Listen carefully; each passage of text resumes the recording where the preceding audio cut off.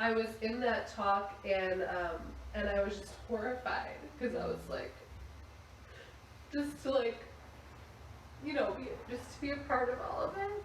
And I just feel like as far as solutions, whoever it may be, like 3HO or Sikh Dharma or whatever, I feel like we need to be calling them every day, like multiple people, and be like, this is not okay. Like, we do not want to be a part of this. Like, just because what everyone else said, you know, like, I've heard that argument about, oh, someone said they're keeping people safe and they've prevented so many things from happening. And it's like, no, that's bullshit to me. Like, we can't be involved in any way. This is terrible.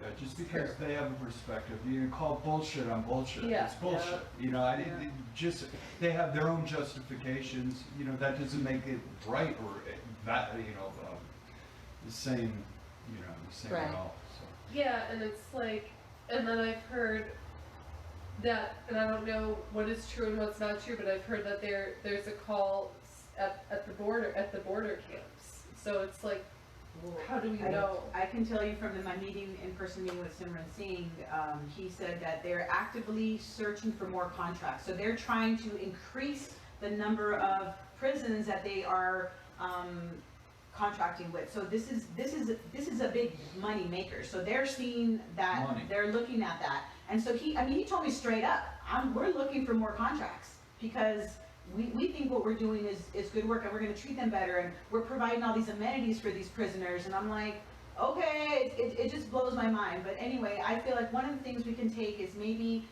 peaceful protesting, or maybe not so peaceful, I don't know, whatever, but like maybe at the next White Tantric Yoga here in Los Angeles, like we can get a coalition of folks where we're protesting, maybe having signs or talking to folks, like whatever event that is coming up, even if NomFest is not profiting, we can still go to these events and we can still talk to folks. Yes, because for sure. These senior teachers, they have clout. They're making money off of training still. They're making money off of trainings are a big business, $3,000-4,000 a person. I've done 2 of them, and so I know how much money they're making. So these teachers cannot act like they're not involved. You know, so anyway, that's one suggestion, is having some kind of protest at the next events that are happening in Los Angeles, or maybe for folks anywhere around the world. I know there's a teacher in New York that was protesting at the White Tantric Yoga in New York City that's coming up. So yeah. Maybe making a list of the different teachers who are silent on this as well and putting that. Well, that's everyone. That's everyone. Everyone? Everyone is There's silent. not been one senior teacher to speak out publicly and call this out specifically. No. And you know, and to that, I did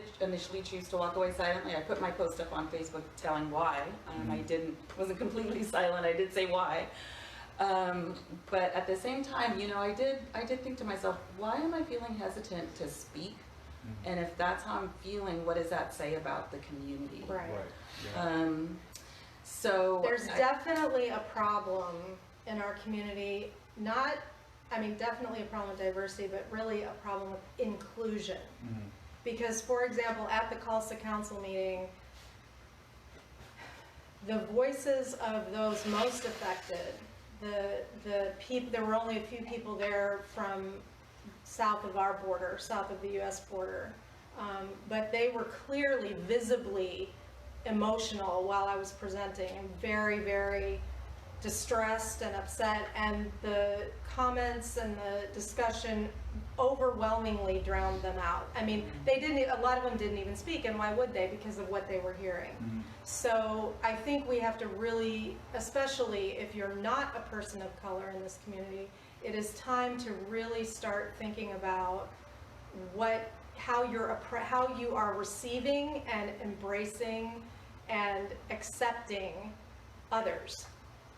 People that you think are others. Again, that's our sadhana. Recognize the other person as you, is our sadhana, you know, because there is no difference, and you've got to get into yourself. Like I said about me understanding that it was my white privilege that made it so inconceivable that this was possible. That was white privilege, right? We hear about that a lot now, but that's white privilege in action.